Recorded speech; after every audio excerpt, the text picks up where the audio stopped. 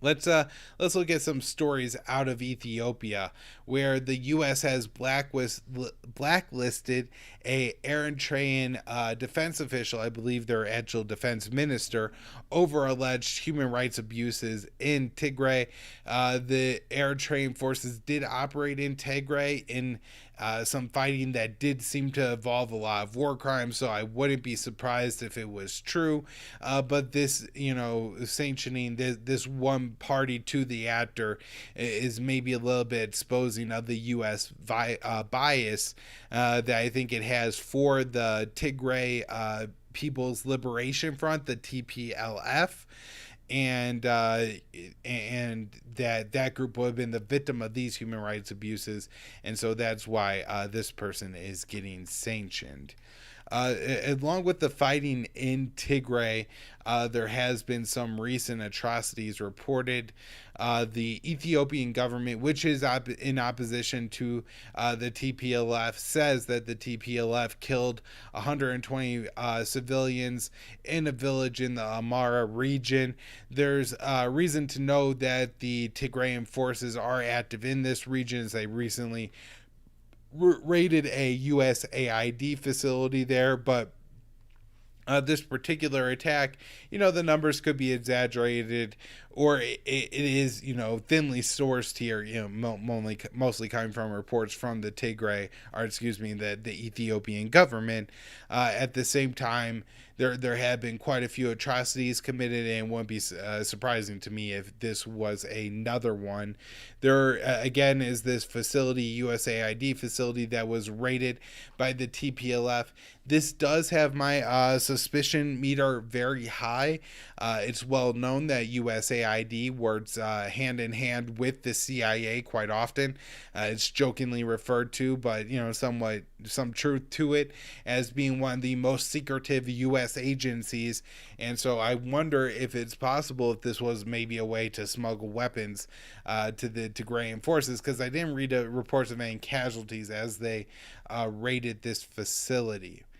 Elsewhere in Ethiopia, the Ethiopian Rights Commission said that there was an attack that doesn't seem to have anything to do with the Tigray fighting, at least not directly, where there was 150 people of the Amaroa ethnic group that was, the ethnic group is, I'm not sure what ethnic group was actually attacked. It was in the Amara region, and the attack was carried out by either the Omara Liberation Army or the Omara Liberation Front. I'm not exactly sure how to differentiate there, but it does seem like there was a mass casualty, and it could be that as different ethnic militias have been raised by the central government to fight the TPLF, they're going back to other regions and committing crimes. Last, in this very interesting story from Ethiopia, is that Sudan reports that more than 70 boxes of weapons were seized by authorities on a flight that came into Sudan from Ethiopia. Now, a whole lot of details I wasn't able to find on this story. But it does seem that the Ethiopian government does admit that these rifles and night vision goggles were flown into Sudan. I'm not exactly sure what the number of night vision goggles to rifles is. If these are like M4s and night vision goggles, well, that seems like, maybe coup having gear, where if this is like single shot long rifles and there's 10 of those and there's 60 pair of night vision goggles, well, maybe this is like for some safari hunting expedition thing. I don't it seems in the realm of possibility if that is the case, although I am very suspicious. It also just labels them as boxes. It doesn't say if there's one gun of bots or if these are maybe crates and there's 20 guns in a box and 5 pair of night vision goggles per bots, in which case this sounds like a much larger arsenal. So a lot of interesting developments here, but the Sudanese have been accusing, not I guess directly, but at least in roundabout ways, the Ethiopian government of carrying out some kind of human rights atrocities in the Tigray region, saying that in a shared river, there's bodies of seemingly tortured Tigrayans washing up on the Sudanese shores, at least 23 bodies in total.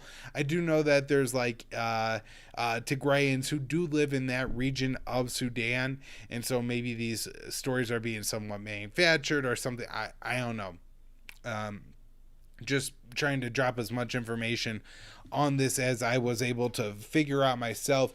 One of the hard things about talking about Ethiopia in Africa in general is there's just so little, good English reporting on what's happening there, and most of it is just repeating what some source said. So the Tigrayans say this, the Ethiopian government says this, the Sudanese government says this, which are all, interesting, but at the same time, unless there's some journalist going out there saying, I saw 10 bodies and I believe that the Sudanese government claims, we always have to be at least a little bit skeptical that many of these stories could be manufactured.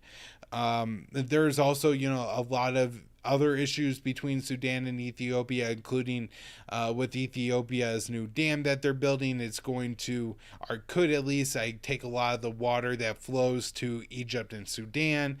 And so maybe there is, reasons in Ethiopia to want more compliant government in Sudan, so they put up less of a stink about that. All right, that's where I'll wrap up